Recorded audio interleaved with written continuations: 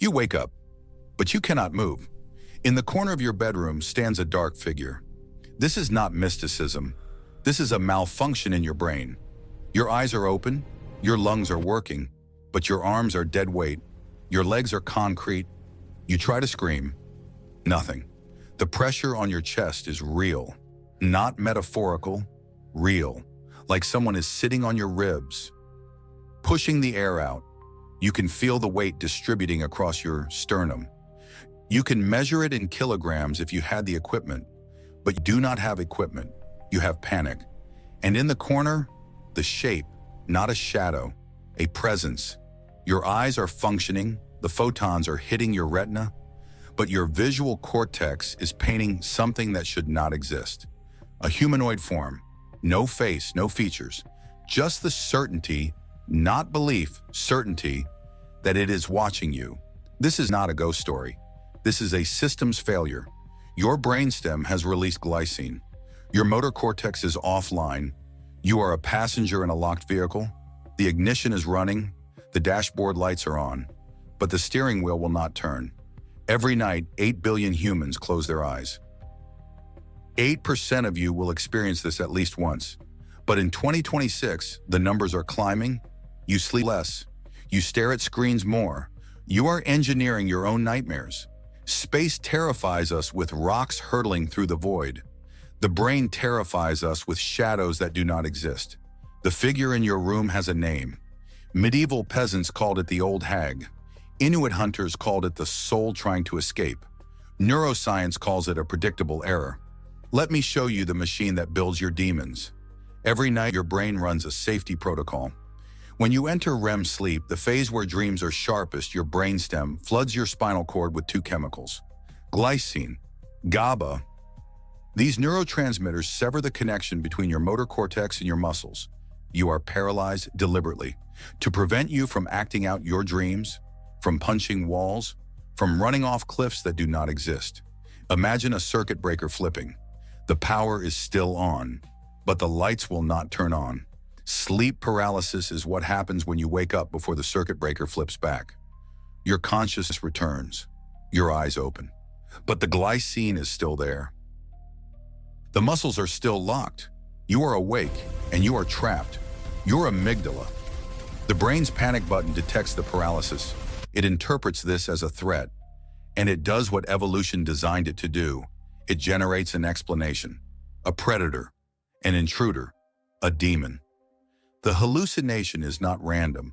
It follows a pattern, 3 archetypes. Every culture, every century, same shapes. The intruder, a sense presence in the room. You cannot see it clearly, but you know it is there.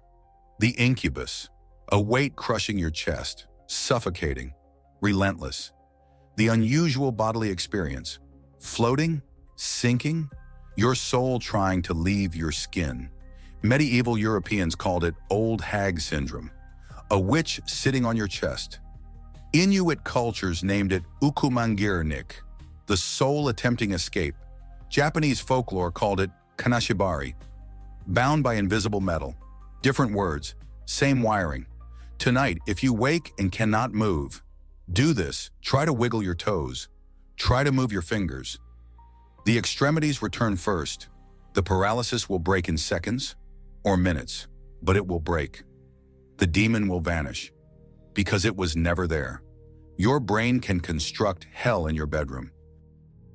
It can populate that hell with shadows that breathe, with weights that crush, with voices that whisper, and you will believe it because your brain does not distinguish between real threats and imagined ones when the amygdala is screaming.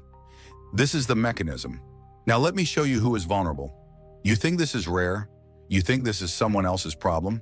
But look around your bedroom right now. The corner where the light does not reach, the space behind the door. Your brain already knows these are the danger zones. It has been mapping them since you were a child. Sleep paralysis just gives those maps a body, and the numbers are rising. Check your screen time. Check your sleep tracker. How many hours did you sleep last night? 6? 5? 4? A 2023 study. If you sleep less than 6 hours per night, your risk jumps by 43%. If you use your phone within 1 hour of sleep, blue light suppresses melatonin. Your REM cycles fragment. You wake up mid-dream, mid-paralysis. The figure in the corner is not random.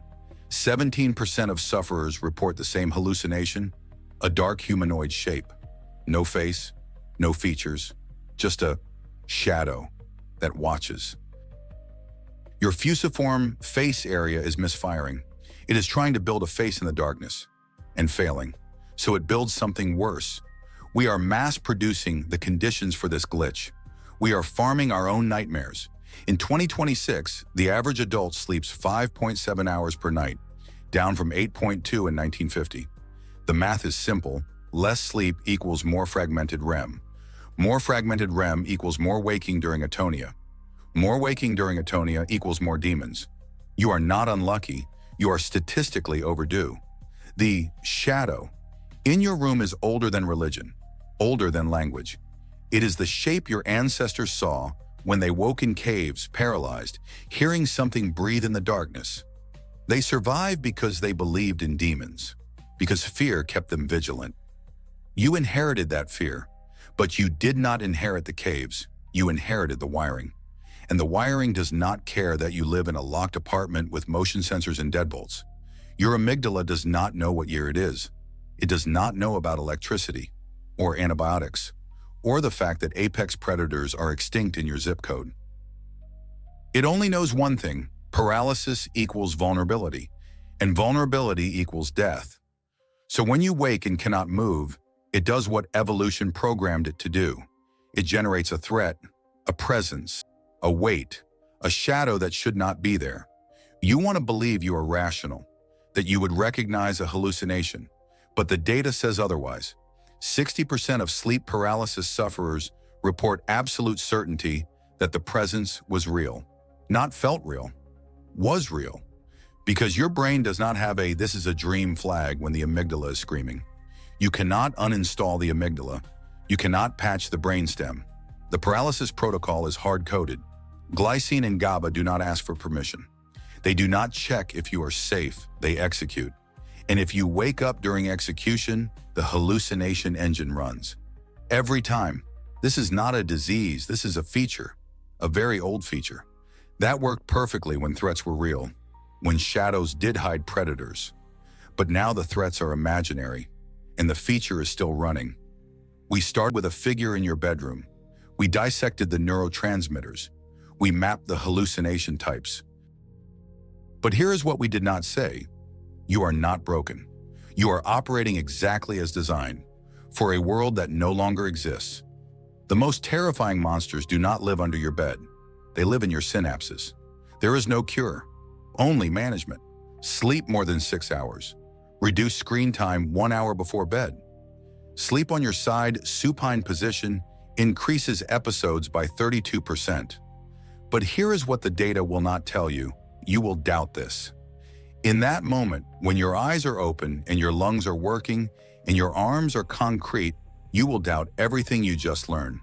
Because the hallucination is not just visual, it is tactile, auditory, spatial. Your brain builds a complete simulation, and you are trapped inside it. Tonight, when you turn off the lights, you will think about the corner. You will wonder if the shadow is waiting. And here is the truth, it is. Not because it is real, but because your brain is already primed to see it. The moment you enter REM atonia and wake too soon, the hallucination engine will boot up. The shadow will materialize. And for 6 minutes or 60 seconds or 6 hours, depending on how your amygdala distorts time, you will be absolutely certain that you are not alone. 8% of you will test this. Some of you tonight, some of you next week, and when you do, you will understand the most terrifying monsters do not live under your bed, they live in your synapses. 26.0s.